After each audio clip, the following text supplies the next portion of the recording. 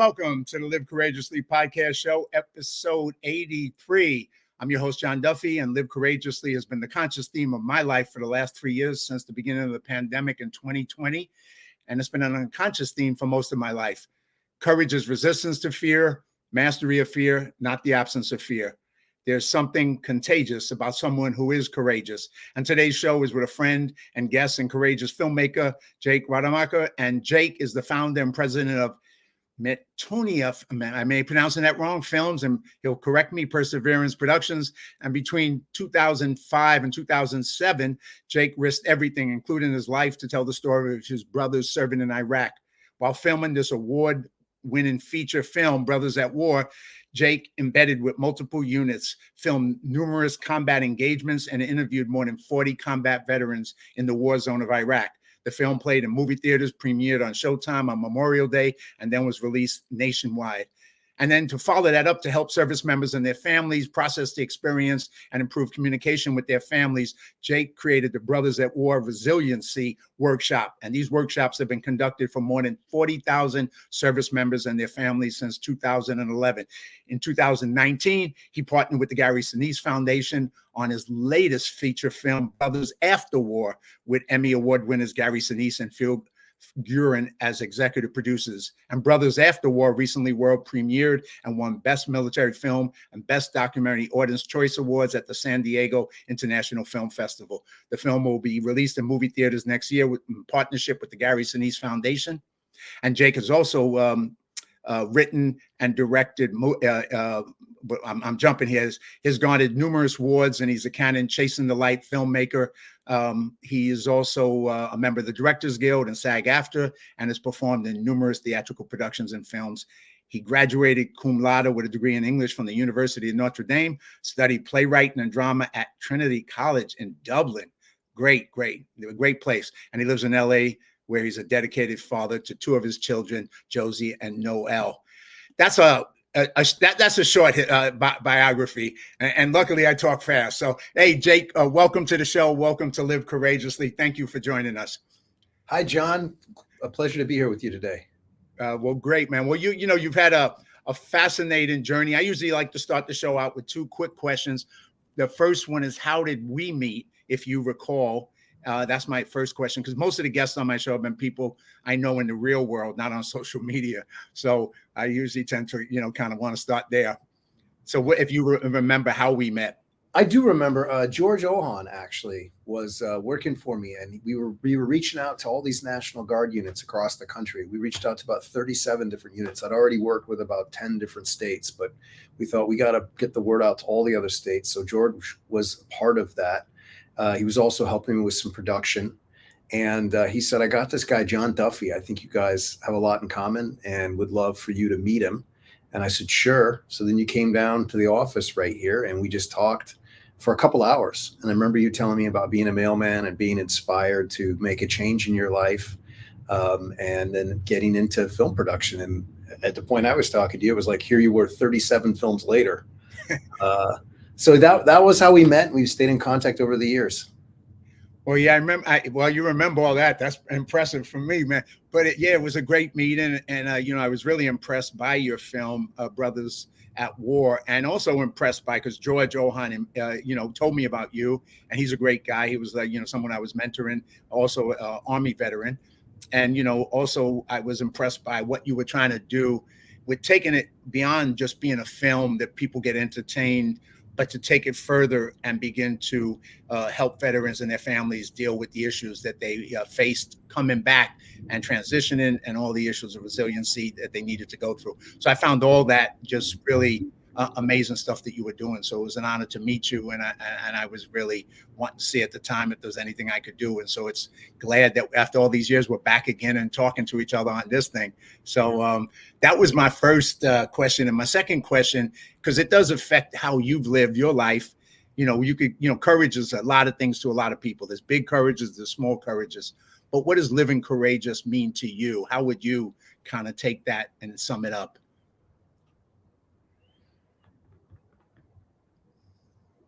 I did a little boxing at Notre Dame my sophomore year, and I learned that getting hit in the face, the fear of getting hit, was worse than actually getting hit. And I did that in some ways to be able to stick up for myself, to not be bullied, to always, lean into the things that needed to be leaned into, regardless of fear. And I think that, when I was presented this situation of my brothers coming home from Iraq, and they were angry, they were distant, and they told me the truth wasn't coming home. As a family member, that pissed me off, and I decided to do something about it. So I think there's a lot of things that I've done in the course of making that film that a lot of people would say was pretty courageous. But I tried to prepare as much as I could. I'm sure I was underprepared compared to some, but I don't know. I just went for it. I just felt like, well, it's odd to say, what do you have to lose? Because that's your life. But I really felt like it was really important. I felt like there were a lot of other families going through something very similar. So I felt like it was worth the risk, climbing into a hide site with a bunch of snipers in the worst part of Iraq and the Sunni Triangle is crazy, kind of. I guess that's living courageously. But when you live courageously, you get an opportunity to see things that you wouldn't see otherwise. You get a chance to feel things you wouldn't feel, and it transforms you as a person. So I think that, that transformation and the other people that you get to be around is so worth the risk. And then for me, it's about, looking at like that, that thin line between insanity and courage, right? You gotta like, is this worth the risk? Why am I taking a risk? But I think there's another aspect of courage, right? The other aspect of courage is, obviously it takes courage when your life is on the line and you're continuing to, say, make a film or do something. But there's another kind of courage where you are courageous enough to follow your dreams, to take the risk, to not take the easy way out, or to take a job when really what you want to do is gamble your life savings on telling your brother's story or making a documentary film. And I've done that as well. And I don't know why. I think it's a matter of faith and a matter of knowing that, that quote, most men live lives of quiet desperation, and knowing that I don't want to have regret when I get old. I'd really like to look back and go, well, I'm glad I did that. I was called to do that, and I answered the call. Well, it's like that, saying to leave it all on the field, or I play basketball, leave it all on the court. It's like you live a life where you can say you played all out, you gave it your all. You're right. You don't live with regrets. You know that you did everything you wanted to. You may not have achieved it, but you went for it. You gave it everything. And that's kind of, I agree with you. It's the way I believe we can, should live life, and it's the way to do it. And then, but going back before you got to doing this film, Brothers at War, you were a creative person. I mean, you went to Ireland, you went to, you studied over in Dublin, playwriting and drama.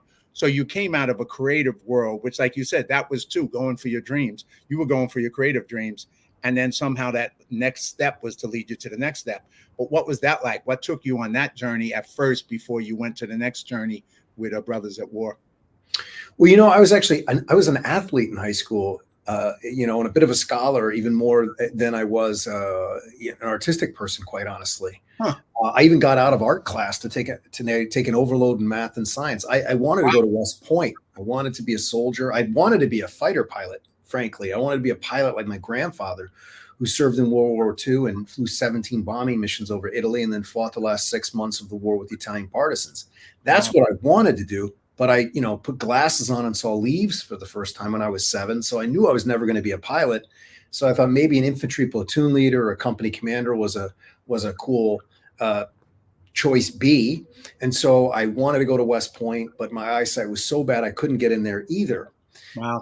So I actually, then went to Notre Dame as a backup. And then I went to Ireland my junior year, and I somehow got into a playwriting class. I started auditioning for plays. My eye doctor had said, I made a spot on the boxing team at Trinity College Dublin. I was going to be like the welterweight, traveling around the UK boxing for Trinity College Dublin, which is incredible, right? That is. But my eye doctor had told me while I was still at Notre Dame, he's like, look, your myopias are half the size of a normal person's because you're so nearsighted. If you get hit too hard, you're going to have a detached retina. Put your hand over your eye. That's all you'll see for the rest of your life. Oof. I still boxed, and my dad didn't make me quit, even though he was a doctor. But I got my bell rung by the guy whose place I took at Trinity College Dublin. He went out and bought some great headgear, and I never got knocked down as a boxer, but boy, did I got my bell rung, and that was on a Friday, and then on Tuesday the cloud cleared in playwriting class at like 3:45 in the afternoon. I told my dad about it, and he's like, "Congratulations, you said minor brain damage. Now might be a great time to give up the boxing thing." So I was like, okay, well, I'm never going to be a professional boxer. I knew that all the times I did it. I liked it. It was for me. It was great for my confidence, but no, I was never. So I leaned into the acting thing and the writing thing, and I loved it. So the first time I ever acted in anything, John, was my junior year of college. I did 5 plays in Ireland. I won some writing awards. I came back to Notre Dame. I threatened to drop out, move to New York, and try to be your neighbor. My parents. We made we made a deal after yelling at each other for, 2 or 3 days straight, 4 hours in a row, that I would finish college, but then I was going to go be an actor and a writer. So I went back to Notre Dame. I did another 3 plays. So I did 8 plays in the last year and a half of college, won some writing awards, and then I moved to Chicago and started my acting career. And I got a job as a temp, and I put all my money into writing classes and acting classes. And then year 2, I had this Juilliard grad who said, "You need to just go do some plays." So I did 6 plays my sophomore year, 6 plays my second year in Chicago. And then one thing led to another. And, in 2003, I did 6 leads across the country in Shakespeare comedies. And I did a film as a quadriplegic, and then said, "Oh, I really like this film thing." So I moved to Los Angeles. I couldn't get arrested trying to get an agent. I walked into 83 agencies. No one would give me an audition. No one. And at the same time, a friend of mine turned my little CD in to William Morris. So at the time, 83 agents won't let me audition or even do a monologue. William Morris calls and said, "We want you to come in." And I signed with them within a month. Wow. So I started doing voiceovers, got a job in a bar backing job, or couldn't even get a job bar backing. I had to go beneath that. I think my first job was a voiceover job. And then in 2004, I made a little bit of money doing commercials for Scion. And at the same time, my brother was writing me emails from Iraq. And at the same time, my brothers were in Fallujah with the 82nd Airborne. And I remembered sitting on my couch on 9/11 in Chicago when the towers came down. And I was deeply, deeply affected by that. My own brother was not in the service. A month previous, August 11, 2001, had died. He'd overdosed. And so that was the 1-month anniversary. So when I watched 9/11, I felt profoundly 3,000 families just lost a son, a father, a brother. And my heart just went out to those folks. And we had the firefighters that ran in. And I also at the same time knew my brother Isaac, who wanted to be an actor, saw me not get into West Point, and then said, well, I'll go to West Point, and did. So my brother is a West Point grad, wow, a Ranger School grad, and a platoon leader in the 82nd Airborne. Wow. So at the same moment I watched the towers go down, and I know what it is to lose a brother, and my family knows what it is to lose a father and a son, because he had a 3-year-old boy left behind. I also at that moment in time knew my brother was going to war. And my other brother, Joe, had always wanted to be a soldier since he was a kid. And Joe, at 17, mom signed the papers. He graduated in 3 years with the worst grades possible, but he got out of high school in 3 years. And he turned 18 in Fallujah. Wow. And my brother pulled strings and got him on a 2-man sniper team. So, at the time, my career is, I'm like, what am I doing? I'm doing Subway commercials here in Los Angeles, or car commercials. My brothers are fighting a war in Iraq, and now they're telling me the truth's not coming home. I said, I have to do something about this. And so I took all the money I ever made from voiceovers. I started a production company, and I started filming all by myself. I started doing these interviews, and I made this, I got this college student at LMU, Connor Caldwell, great guy. The assistant to my agent hooked us up, and he really liked what I was doing. So I paid for his plane ticket to come out. And the start of Brothers at War was kind of Jake sneaking on base. I was allowed on base because I was a family member, and it was kind of like a high-end home video. I just happened to have my friend who's, got his not a Z1U that hadn't come out yet, a DVX 100, and so all this, and literally that's the start of Brothers at War. And thank God, living courageously, I took a shot, and we filmed that, and then I made a 7-minute piece out of that. And then somebody in the lobby, William Morris, hooked me up with Norman Powell. He saw it. He fell in love with what I was doing, and I just wouldn't let him escape. I was like, you have to you have to stay on this project. But he became my mentor, and really just helped elevate the whole project. And eventually I was able to get permission from the Army to go to Iraq. Now, what year did that start? What year did you sneak on the base and do that kind of home video and start that process? What year was that? So it was 2004. Isaac wrote me from Fallujah, and I started asking the military for permission. And when I went on the base, they'd already said, we really like this idea. You got to get distribution, or a producer with a award-winning producer with a history of getting things distributed. You have to have proof of financing in at least 30 days to process security clearances. So I'd already reached out to them. They'd already come back and said, we like this project. So that was then 2000.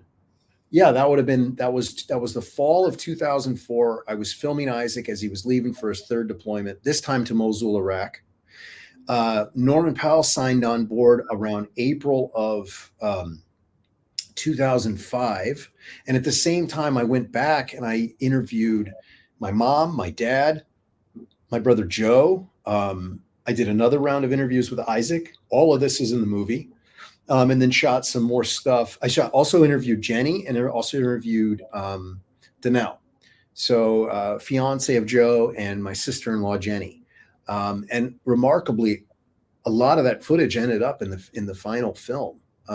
Created another 7-minute piece, so I had like 14 minutes. These 2 7-minute trailers, and Norman actually called me and said, Jake, I love your project, but I've talked to my agent, I've talked to my producing partner. They say there's no way we can raise the money in the amount of time that we have to do the project. So I'm gonna have to pass. And I said, I was like, look, if I can raise the money and the time, will you produce this film with me? And he goes, I'll do anything I can to help you make this film. I'm totally, my heart's into it. I said, okay, can I sit down with you? Because I want you to look at my budget. I don't want to raise money and then you tell me it's not enough. He goes, okay. So I went over to his house. He opens up this big binder. He's like, this was the budget for American Valor. And like, he's teaching me. And it occurred to me, I'm like, you can't learn this in a book. This is passed by one human being to another. Right. I went back to my hometown and I started making phone calls and calling on family and friends and small business owners. And Kevin Brahaney, sitting there Saturday in his office, he grilled me like you can't believe. Hard-nosed, small, Midwestern small businessman. And an hour later said, I'm in. Here's 25 grand. Wow. I got. So I raised $300,000 from 18 investors in like a month. Wow. And came back to Los Angeles. That was my hometown. So all these small business owners, family and friends, they wanted the truth to get out of Iraq too. And they liked what I was doing. They liked the interviews that I was doing. So we raised the money. The military said, very few people ever get this far. You're approved to go. And I was able to catch my brother in Mosul, Iraq, before he came home. And the start of that film really is when we get to Mosul, Iraq, and then he got me out on a recon mission out to the Syrian border. And the amazingness of that, John, is that it all made the film, and the guys were so amazing, and it's the start of the second film in many ways as well. But it also opened the door to the other military units, because my brother was in a military intelligence unit, and I knew of missions that were going to happen 3-4 months before they happened. Wow. And I maintained that operational security. I didn't violate that trust. So when I came back to Iraq the second time in the Sunni Triangle in December of 2005 into January 2006, and I embedded with 3 more units, that track record allowed commanders and platoon sergeants to tell me what they were going to do, so I could tell them where I wanted to be in order to try to capture it for Brothers at War. Well, There's just so much that you just covered and just took us on such a thing. But your life, you listen. I listen to you and I hear, who would have ever thought that this is how your journey would have led to? I mean, you were boxing and then you were doing theater, and next thing you've been given an impossible task. Ain't no way you're going to be able to do it in time, raise the money, overcome the military bureaucracy. It probably isn't going to happen. And yet you find a way and you make it happen. And I think that's a lesson for a lot of people listening to you, to take away for how to deal with life, because you don't know where life's going to take you. But if you go and you're willing to do whatever it takes, you find a way. You may not know what that way is. You may not know how to do it, and that's what your story seems to resonate. And there's just so much in there, but that took you to that point where you just felt the need to tell the story, and you didn't, you just did it. You found a way to do it. So congratulations to you in doing that. Here's I'm gonna throw up a quick picture. This is you with over in, I believe, in Iraq, if that's correct. And then there's some other pictures of you and other people in Iraq at the time. And what was that like? I mean, so you got the approval of the U.S. military, a miracle. Total miracle that you got that approval, because like I said, the bureaucracy is tough, and you were able to pull that off. Then you get there and you go over there and you're embedded with your brother first and then with other units. How did that feel? I mean, you weren't in a war zone before. You're in a horrible place watching nothing but horror and death and killing and just all the other stuff that goes along with war. What did that feel like to you, being there, filming it, and being allowed to experience both the good, bad, and ugly in the middle of all that? There was this moment when I was back here and I said, I'll see you in Iraq. And my brother Isaac was like, yeah. He didn't believe I was going to make it. And it was like depressing to him that he was putting so much of his life into that war and into helping those people, and it wasn't making it back here. Wow. And I just swore to myself in that moment. I said, I'm going to do everything I possibly can to go over there and tell his story. And I'll be able to look him in the eye and say, no one could have made it happen coming from where I was coming from to do it. And I think I just made that. I didn't tell anybody about that. I just promised that to myself. And when you were talking, you reminded me of that moment. It was a moment of commitment and a moment of, I don't care what happens, but I'm all in. I'm going for it. And that was my motivation in making the film. So the experience of being at war was unbelievable. I get there, it's 120 degrees outside, and I'm wearing body armor and all these clothes. The men that were over there were just incredible. They're tough, which we expect, but they have a sense of humor. They have such love for each other, the bond, the camaraderie. It's hard to describe, but they're also very intelligent, and they're thinking about these things. I remember going out to the Syrian border with them and looking through this, this hard glass, this bulletproof glass. It's not so bulletproof because I can see the cracks that bullets have made in it. And your life flashes before your eyes. You think about these things as you see the camels, in the distance. The conversations you have when the danger's low and you're just in that waiting position, when you're in the quick reaction force and talking to them when they're off guard duty. These are just great people that are so committed. They raised their hand, just swore to protect the Constitution and the rest of us. They're there because their country told them to go. They volunteered. So those were my initial things that I noticed. I would say to you, then on my second trip, I went into the Sunni Triangle, and it got a bit intense, I will say. I mean, my very first mission, I was out there the night before the elections. The next morning, I went out with the Iraqi army. People were like, "Oh, the Iraqi people don't want to vote, especially not the women." Now that the insurgents were saying, if any women vote, we're going to cut their thumbs off, because in Iraq, you have to put a thumbprint down, right? And I remember walking out there with Iraqi soldiers, and I made eye contact with this mother with the 3 kids. And I look at her, she looks at me, she sees my camera, and she goes, wow, she wants to vote. Wow.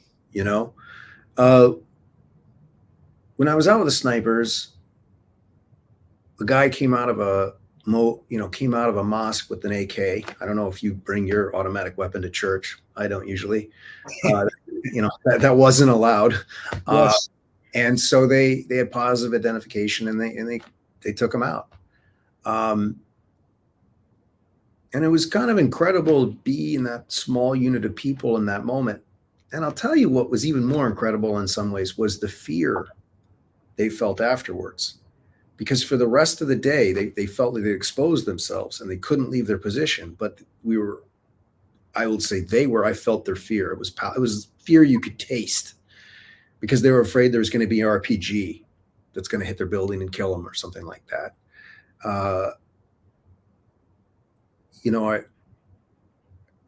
I ran after Iraqi soldiers when bullets were flying. I learned the difference between crack and a zip. Mm. I almost got hit with a bullet myself when an IED went off and we got caught in a crossfire. And it was just interesting to see some soldiers were really dialed in, and then others were doing the death blossom, they used to call it. And then one of the most amazing what is that? The death blossom? Oh, you never heard of the death blossom? So the death blossom is so I also went out with the Marine advisors. And some of those are vivid characters in Brothers at War. And then one of them I followed up with in Brothers After War. Gunner David Keniston I followed up with. And the death blossom was this thing American soldiers and Marines used to describe this emotional response to combat that sometimes the Iraqi soldiers would have. And when they would get shot at, sometimes they would just spray bullets in every which direction. They just throw bullets down the range, right? Which, from an American perspective, is wrong. They want you to look at what you're shooting at. If you see something you can shoot at, you're a private, positive indicator, then you squeeze the trigger at that target. Otherwise, because you can hit, that's how collateral damage happens. That's how you hurt. You can hurt other people. And you're wasting ammo. It's just for a lot of reasons, because the adrenaline rush, right? The fear, all that stuff starts to kick in. And if you're not, so you have to kind of train yourself to counter that, or to channel that and to be something that's productive. And so some Iraqi soldiers I witnessed were doing that. And then others were like, one guy looked like he was Rambo. I mean, he literally loaded up this huge gun and he's running on the road shooting. Now that looks cool, but you're not going to hit a damn thing. You're going to fire over everyone's head. And in fact, one of the Marines had to call the helicopters off because he was afraid that these 50 cal bullets were going to go into the air and hit one of our helicopters. So I witnessed that, and then I get down the road and then a couple guys are hurt. And what's a lot of people don't know about combat is it's very exciting and fun, even in a way, but then it can, like seconds later, it can be the saddest thing in your entire life, because you see the damage that it does to human people who are your friends a minute ago, people who you're with, they're like part of your team and your tribe, and there they are, and they're hurt in a horrific way. And one of these moments is in Brothers at War, and remarkably, I was doing an interview, and so I'm Mike, so you can hear, I don't want to turn this into a rated R show, but you can hear the things I say under my breath. You can hear it in the film when the explosion happens in the middle of the road, you can hear my heavy breath after all the gunfire and when it's over, right? Because it's like you don't really know when it's going to end, you don't know when it's going to start. And but also there's this amazing moment, and this moment we revisit it in Brothers After War, where Gunner's on one knee and he's caressing the face of a wounded Iraqi soldier. And the tenderness and the kindness in that moment was just incredible. And for me, that was grace on earth. And I pushed in and got a close up because I thought it was one of the most extraordinary things I ever saw. And then we walked back on the road and we had conversations. And then the next thing you see in the film is he's talking to those Iraqi soldiers and he's giving them confidence. And he's saying, if I die, if I fall down, I want you to keep fighting. And I went to go visit David for Brothers After War, and we revisited that moment. And at first, when I asked him about it, he just kind of went, yeah, bullets are flying. And then I said, I was there. And I talked to him about my experience of what it meant to me to watch him and what I saw about, that grace on earth. And he stopped and he looked down and he started to cry. And And he said, usually I just kind of gloss over it, but sitting here and talking to you and remembering what that moment was really like, it was hard. And I said, why? And he said, he was mine. He was my soldier. Wow. And that's an intimate connection you have with another person, that they're hurt and you're trying to help them. So I think that's like one of the special things about both films, is that I wasn't someone who was interviewing them when they got home. I was out there with them. I was humping 16 hours. I was exposing myself to danger, and I could really ask personal questions because I was out there with them. And then what made this new film special is when I was asking them those questions, I was there with them, right? These are my friends. These are people I have a close relationship with. And the fact that we've taken that first film and created a workshop, which has helped so many people, they were so generous in this new film, John, as far as how they opened up about stuff they might have kept guarded with another filmmaker, but they opened up because I was there. And secondly, because there's another purpose to this entire film project, and that is these workshops where we use these films to make it, difficult subjects easier to talk about for other veterans to open up and talk to their members of their family, or if they're in our workshop, in our group discussions. Well, there's so much I want to say, but I'm going to not say right now because I want people, because you covered so many powerful points, and maybe I'll get a chance to address some of them, or maybe I won't.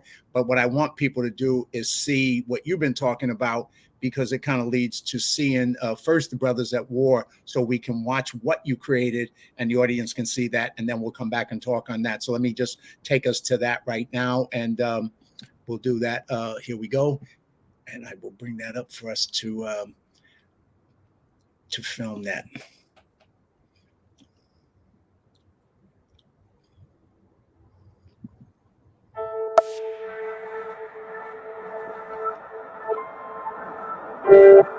I have two brothers serving in Iraq. I think it's important for people in the military to have families, because it's a constant reminder to them of why they're doing what they're doing. My brothers are putting their lives on the line. Why are they doing it? I need to know. So I set out for Iraq to find the answers. What's up? Oh, I told you I'd make it. I was anxious to get started. Oh, let's go, rookie! I wanted to see life through their eyes. When do you put your sunscreen on? I never put any sunscreen on. Really? Can't let people at home know we have M&Ms. Got to make it seem worse than it really is. Yeah, it'll be a good experience. Nothing too crazy that'll get you killed. What I found was unlike anything I expected. There's 3 guys with rifles! My understanding grew of the tougher, uglier side of war that soldiers like my brothers know all too well. Imagine it's like you're going in the house fully geared up. It's like the best. I think he's changed. Joe's always really afraid to argue with me or yell at me. Now whenever he gets mad, he just screams. I expect you to fight! Sometimes I'll flip through the pictures of my daughter, my wife. He's sacrificing everything because he wants to make this world a better place for her to grow up in. It's very different over there, I mean. It hurts a lot to lose a fellow soldier. Don't know how we got here. My friends here are closer than almost any friends I've ever had. Don't know what's ahead. I'm going to come home, and the one thing I'm going to want to do is hug her. And she may not let me because she won't remember who I am. Wherever we are going. These guys take you on as a brother. They care about you. Is it worth it if it costs your life? I'd give my life for America any day. Wouldn't think twice. Brother.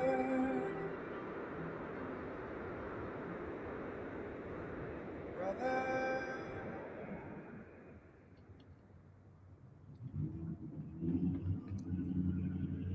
Wow. I remember when I saw it. It's such a powerful story there. And how long were you embedded with them while you did that? I spent about 3 months over there from 2005 to 2006, about 5-6 weeks with Isaac's unit, and then down a little further south of them. I did some work about 45 minutes south of Mosul and out to the Syrian border. And then I came back and did another 6 weeks in the Sunni Triangle. I was in Baghdad for about a week and then went out between Ramadi and Fallujah. Spent about 5 weeks there, and I embedded with the National Guard infantry company, a sniper team, and then Marine advisors who are working with the Iraqi army, the first one to get its own battle space over there. And then I did civil affairs relations. It was an incredible opportunity, an incredible experience. And I don't know, we took 1 day off a week, but we'd go out about 6 days a week outside the wire and do it, just this incredible variation of missions to really get a sense of what was happening. Well, you mentioned earlier how these young men were and how special they were. And I know I didn't have the experience as a civilian like you of being in a war, but I did some training videos for the Marine Corps. It was my first time up close and personal with people in the military. And I came away from that with the same experience. I was like, because one, they weren't in movies. These are real young men and women, right? And I was just so impressed by the humanity of them, the courage of them, the humor of them, all the things that unless you get a chance to get close, you don't really, and I think the American people don't really get to see it. And your movie hopefully does share that, to let people see the incredible sacrifice that these young soldiers made in war zones and continue to make. So, I mean, your movie is powerful. I hope people get to see it. But I know for me, that's one of the things I take away from it, that you were able to take that and show us behind the scenes who these people are, risking their lives. And like your brother said, willing to do it, even if it meant death. I mean, that's just, I don't think most people can understand that, really, not on that level. Yeah, it's incredible. It was just an incredible experience, and incredible to witness our service members up close and personal like that. And, we also had a few women in the film as well. And I had opportunity to see some women overseas. And in fact, in Brothers After War, one of the 12 war fighters is Jen, a female intel analyst who was 19 when we made the first film. And I interviewed her. I thought she was extraordinary, just amazing sense of humor, very smart, quick wit. And follow up with her 15 years later. None of that has changed. Quick thing she said, I think it's so funny, and it's indicative of this new film, because there's a lot of humor in both films. There's a lot of humor at my expense in the first film, just a lot of humor in general. Some of that. It was an adjustment period, going over there and taking on war correspondent duty, and that humor is at my expense. But in the new film, one thing, Jen, I interviewed her at 19 years old. This is in the new film. She goes, I was working with other people's kids before the military. I just don't like working with other people's kids. Cut to 15 years later. I just love working with kids. She's an occupational therapist in Las Vegas working with kids with special needs. And she's a doctorate in it. So it's just extraordinary. But back to your point you just made. Yeah, the level of commitment, I just don't know if Americans, the 99% that didn't serve in that war, really fathom the sacrifice and the devotion that the War on Terror veterans made. Gunner deployed 13 times. My brother Joe deployed 9 times, 9 deployments. And one year when he deployed, where he was in special forces, special operations, he was home for 6 weeks, the entire year. My brother Isaac deployed 7 times. Wow. A lot of the people I followed up with deployed 7 times. That was sort of the average of the number of deployments over 20 years. Can you imagine that? 7 deployments, 7 years of your life overseas in Iraq or Afghanistan?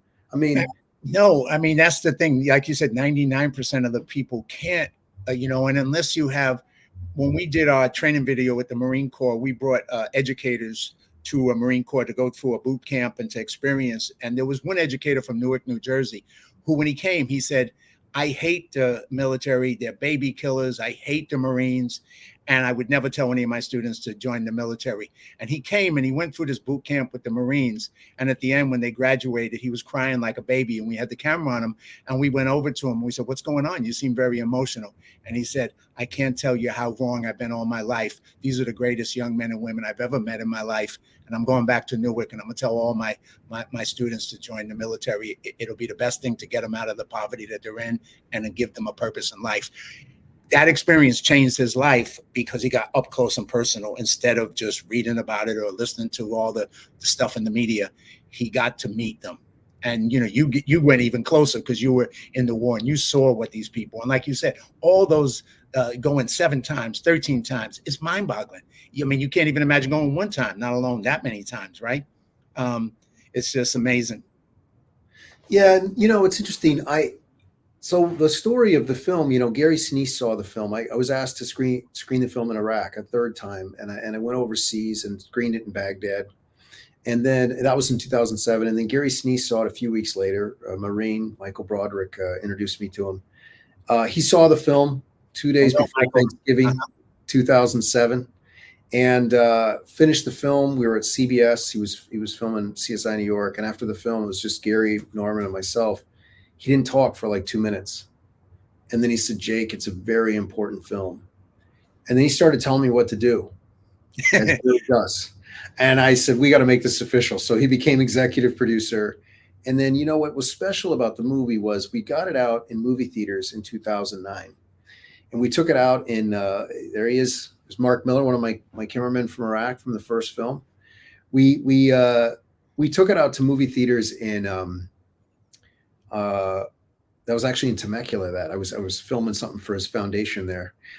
We took it out to places in like Fayetteville, North Carolina, Jacksonville, North Carolina, Columbus, Georgia. It was in Chicago and DC as well. But, you know, we sold out movie theaters, but which was nice. Don't get me wrong. But what really changed my life, you know, another pivot was service members and family members coming up to us and saying, "We just had our first real conversation about his or her experience overseas after seeing this film together." And I thought, man, maybe we could take that a step further. I had widows, Gold Star widows, saying, "Thank you. We came together as friends, and it helped us to see where our husbands died." Because I asked, I was like, "Is it helpful?" And they go, "Oh yeah, it's really helpful." Gave us pictures and context. And I remember a little boy telling me, you know, I was doing a Q&A, and he came up and was standing next to me. This is a nice 10, 11-year-old boy. And finished the Q&A, and he goes, "Thank you for," I'm going to get emotional. "Thank you for showing me where my dad was when he died." Oof. And I just, these experiences just touched my heart. It just broke my heart sometimes, but it touched my heart. And I thought, maybe we could take this a step further. So I created this journal with Norman and his wife, Ellen, and showed it to Gary, and he loved it. And he's like, "Let's get it out there." And in 2011, I was in front of 700 vets over 2 days, and we played Brothers at War for them. And there we are at Fort Cavazos doing a Brothers at War workshop last year, but it's very similar setting. You know, we play the film, then we give them journals. And then after each journaling exercise, we do group discussion. And it got such a positive feedback from these service members, right? That it's just incredible. I mean, people were opening up, they were journaling, they were opening up about struggles they were having. And that workshop has evolved from 2011 to today. We've done it for 40,000 service members and their families. I've been told it's been the first step to saving a number of marriages. I've been told by counselors and by people that counsel utilization has gone way up after the workshops. And I know in one case, at least, if not many more, we saved a life. You know, someone had told the guy next to him he had a plan to kill himself, and he opened up about it. And we were working with the USO that day, and we were able to get him some help. And in 2019, the Gary Sinise Foundation decided that they wanted to start to support the workshops. And so they, you know, Gary, I was sitting in his office. He said, "How many more of these could you do if we funded them, if we supported?" I was like, "Well, a lot more, because I think government contracting is where good ideas go to die." So, you know, they sponsored 4 and they came out and saw me do one, which is actually the start of the new film, Brothers After War. And they immediately the next day said, we're doubling down. We're going to sponsor 8 workshops. We want you to train trainers. We want you to create a workshop for spouses. And so we did that. And now today we have 4 trainers. I've got 3 veterans, incredible guys that co-facilitate these workshops. We were doing a workshop on Saturday in Wichita, Kansas for an air wing. 3 weeks before that, I was at Camp Pendleton with one of our trainers working with Iraq vets, Afghanistan vets, people who are currently in the advanced infantry school training the next generation of Marines. We were doing this workshop with them. It's been incredible. And it's also led to, you know, at the same time they started sponsoring these workshops, I said, you know, I'm really curious. I've been working with all these other veterans when they come home from war and helping them process their experiences and helping them take the next step and teaching them resiliency techniques in the course of this interactive workshop. I'm really curious about how my friends are doing, like really doing. And so Gary's like, well, let's make a follow-up film. I said, all right. So we got going on that and they approved that. And so for 4 years, I traveled to 4 continents to follow up with my 2 brothers and then 10 friends I made in Iraq. And that film is Brothers After War. Well, we're going to have to do another show because there's so much I want to get into, but I want people to see Brothers After War, the trailer. So why don't we go there right now? Let's watch that. And then we'll come back and we'll talk as much time as we can because an hour is just not enough time to cover everything you've done, man. And, you know, once again, thank you. So let me just throw Brothers at War up for everybody, After War, for everybody to see.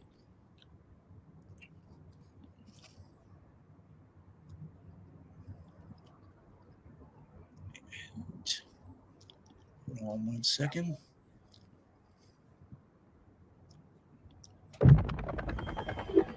Have you ever been in a river and you open your eyes?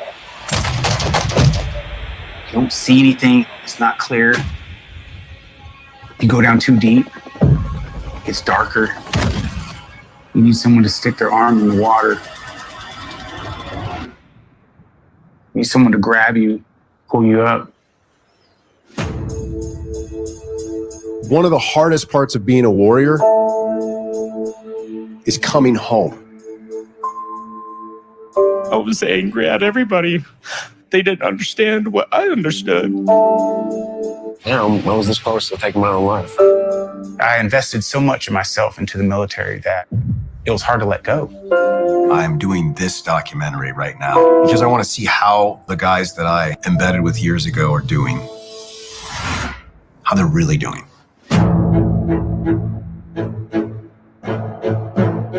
We are here. We are family. We don't have to fight this fight alone. You spend so much time out here with them. You almost become brothers, so. If I fall down, I expect you to fight. My main purpose is to get my guys home safe. Being in the military, it's kind of an honor. Yeah, my country has problems, but it's still my country, you know, and I did a good job here. People need more of a reminder of what Memorial Day weekend is for. The amount of sacrifice I have asked my wife to make is kind of gut-wrenching, man. Buddy who just took his own life. How do you tell his wife and his daughter, I'm so sorry? We all tried to help him, man. I've dealt with my ghost and it just inspires us to make good on the time we are given. If it helps save another soldier's life, to share my experience. Hey, dude, you need to stop putting this facade like John Wayne. You're not, bro. Nobody is. I'm moving on. It's a breath of fresh air to know that people still care. My favorite moment would be now. I'm going to make the most of that next chapter. I have friends out here that might need me one day. And I want them to know that I'll be back here. Coming home has always been the hardest part of being a warrior. But if we walk beside them, they can make it all the way home. I'm moving on.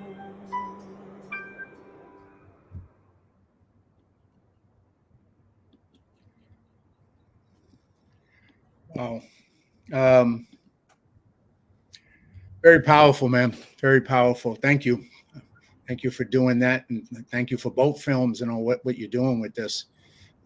What would you like to share? I mean, just watching this, I know, tell us where people are going to be able to see it. What's your plans for it? And then we'll get a little bit more into, you know, the experiences you learned in both films, how it affected you personally. But where can people see it? What's the future plans for this film, Brothers After War? Well, the future plans are, you know, the Gary Sinise Foundation said, we'll make this film if you make a seminar around it for vets. And I said, absolutely. So we'll do the movie and seminar for years to come in movie theaters for vets. But in the near term, in the course of making that pilot, right? We're up in Fairbanks, Alaska. It's negative 40 degrees below zero, and 60 vets show up on a Wednesday morning at 8 a.m. to see the film and do the seminar. Now, 60 vets in Fairbanks, Alaska, when it's negative 40 outside, is like 60,000 in New York City. You know what I mean? Like we're in the Arctic. And it was an incredible experience. And Regal saw that and they said, you got to come to the headquarters here and screen the film, which I did a little bit before Memorial Day. And they said, we love this, we're in. They support the troops and they support the Gary Sinise Foundation. So we are going to release the film probably February, maybe March of 2025. We've already, you know, probably identified about 100 theaters, but we're going to basically release the film wherever there's a group of veterans or a group of citizens who want the film brought to their local movie theater. If they reach out to us at brothersafterwar.com, we will work with them to get the film out to their community. I just presented at the VFW National Convention, and I've got probably about 50 commanders, state commanders, district commanders. Gary had us talk at the DAV, about probably another dozen or so there, folks who want to bring it to their city. We can't have the film play in a movie theater if only 2 people show up on Friday night. That's not good for the film or for any of the theater chains that are going to play us. But yeah, we're going to release the movie in movie theaters. And there's a reason for that, John. First of all, the film was shot in 4K. We lugged those cameras all over the 4 different continents. So, you know, what the heck? We shot in 4K, surround sound. But there's a bigger point than that. And that is our veterans need camaraderie. And so I want them to be able to see this film alone. One veteran who saw the film said to me, he wrote it down actually, he said, it made me feel like I wasn't broken, that I'm not alone, that it's okay to be vulnerable. It gave me hope for my future. So my thought was, what if we could have hundreds of vets, thousands, maybe tens of thousands of veterans across the country see this film together on a Friday night? What if they could invite the other members of their community, the citizens, to come and spend an hour and 45 minutes in a movie theater and think and feel and see what it's like to come home from war and what it's like to take the uniform off and try to adjust to being a civilian? I thought, and if we could do that in 100, even 200 theaters across the country, maybe we could start a national conversation, you know, about our veterans, about what it's like. Well, how can you support someone if you don't understand them? So my hope is that this is the experience that we'll create. This is the communication that we'll do. Our country spends a lot of time sometimes focusing on things that aren't that important. And I think people that raise the right hand and promise and swear to defend you and me and then go off and serve for 20 years at war, I feel like that's the best part of my generation and my younger brother's generation. And I feel like we really have to lean forward to try to help them and understand them and communicate with them. And so my hope is that these will be community building events. These will be evenings of camaraderie. And Regal Cinemas, for instance, is working with me. And they said, wherever you got a group of veterans that want to do a Q&A after the film and talk about how the themes in the film or the experiences in the film portrayed, how it relates to their own experiences, we'll allow extra time after the film, maybe 20, 25 minutes, so local veterans can talk about how the experiences in the film relate to their own experiences. And I just would love to see the film be used as a tool to build community and camaraderie in our cities across America. Well, I'll when you're getting close to doing that, I definitely want to have you back on again. I want to help promote it and support it. I belong to the American Legion Post 43 in Hollywood that has a 450 theater. To be able to screen it there, that would be an ideal place for you to screen it for veterans at that theater. So hopefully there's a way to set that up and arrange that, in the middle of once it's been screened at the Regal or whatever way that works for you.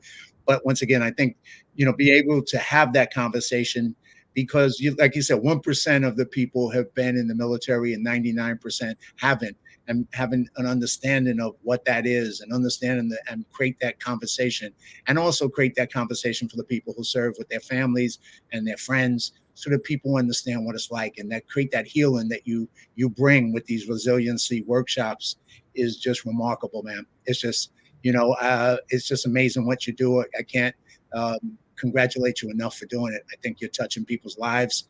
And at the end of the day, that's what it's about, being able to impact people in a positive way. And you're doing it. You're doing it. Well, it's been a beautiful experience. I think I started the film for my brothers, but I finished it for all the friends I made along the way. And then the impact of this project on those folks in the workshop and the veterans who've seen the film have really inspired me, to keep going. From a civilian standpoint, what I've heard is I've heard people say the veterans are so relatable. You were in their living rooms. And I think that's because these were the friends I made. These are your average veteran. I didn't cherry pick sad stories or happy stories. It was just my friends, and where are they? And it's a whole spectrum of experiences. And I think that's a beautiful thing, because not only do I want people to come together at American Legion Post, and I will take you up on that offer to go up to Hollywood. We were at the Newport Beach January 6th this year, and 120 vets, some of them from Vietnam, standing ovation of the film. I bet. It blew me away. I didn't expect it, John. It blew me away. I was like, wow.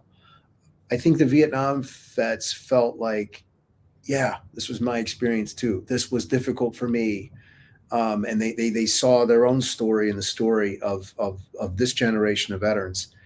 I love that the film is accessible and has some humor and some hope, and it's a full meal. In working with Gary Sinise, that was something that he really wanted for the film too. There's a lot of solution in the film. There's a lot of opportunity to learn how others have navigated the obstacles of coming home. So, I'm very hopeful for that. I mean, the fact that you partnered with Gary, I've had the honor of meeting Gary. Here's just a picture of me with him one time. Obviously, the events that he's done, the GI Film Festival, his band that he plays, Concert for Defenders. I mean, he's just truly, to me, he in the film industry, he's a hero. To me, he's one of my heroes, that he's a role model for giving back and doing something that makes a difference in life. So the fact that you partnered with him on these films and are continuing to partner with him, I think, you're partnered with one of the best of the best, as a civilian as well. So, that's such a great thing. I'm glad that, it's that you're working together to make this happen. Yeah, he was extraordinary to work with. I mean, he's one of my heroes because, he started his career in Chicago at Steppenwolf, and that's where I started my career. And he's got military family members in his family, so he's a military family member like me. But then he's also an award-winning filmmaker. Like Of Mice and Men was amazing. I saw that when I was younger, and so it was exciting to work with him on this because he saw the film. I was super nervous. I think he felt it. 10 minutes into the film, he laughed a couple times. And I'm like, okay, he's laughing. That's good. Sense of humor maybe not everyone gets. He gets it, which is a blessing. And he goes, Jake, I'm really glad the foundation decided to do this. I was like, oh, thank God. All right. We watched the film, and I'm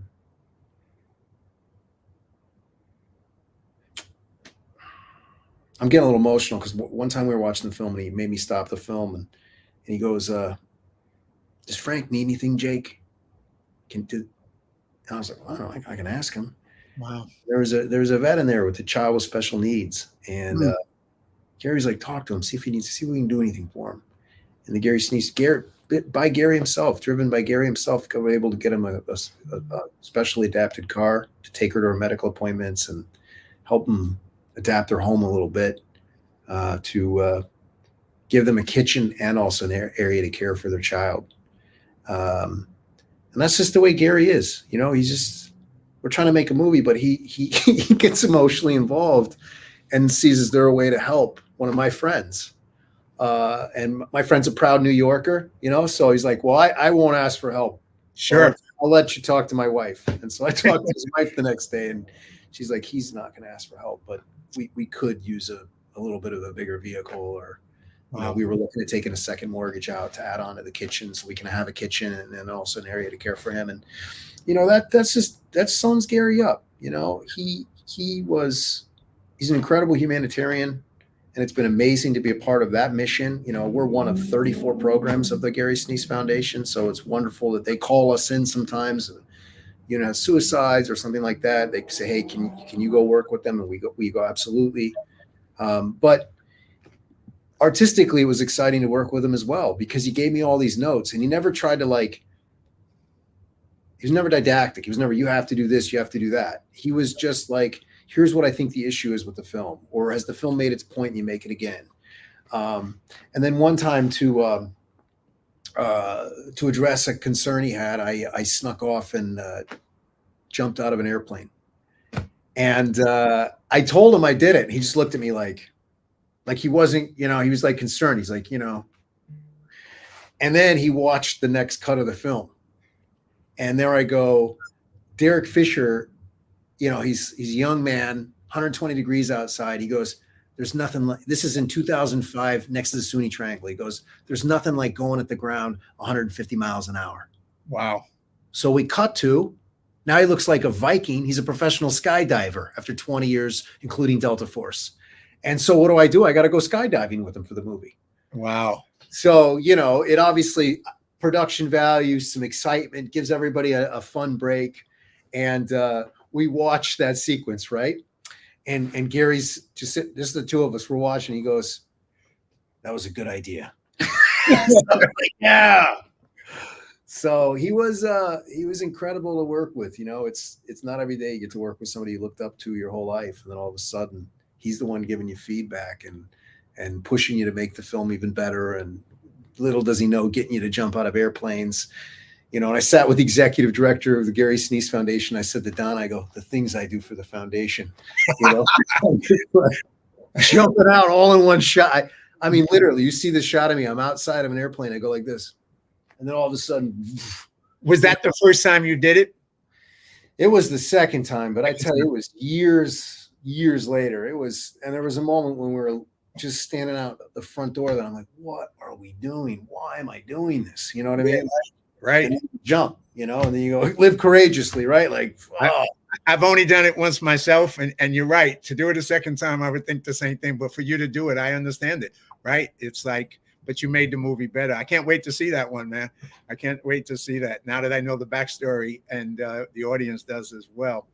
Well, I'm going to close this out. We got to do another one. We're going to have to do it closer when you're ready to go to film, and we'll just focus on brothers after war and the resiliency training that you're doing with that as well. And we'll do a whole show on it, because 1 hour has been, I feel like I've only been talking to you for like 10, 15 minutes. So it's been that. So I'm going to let you, any last thoughts, any last things? People can obviously check out your website, brothersafterwar.com, to stay in touch, to get information, to check out all the information you're doing.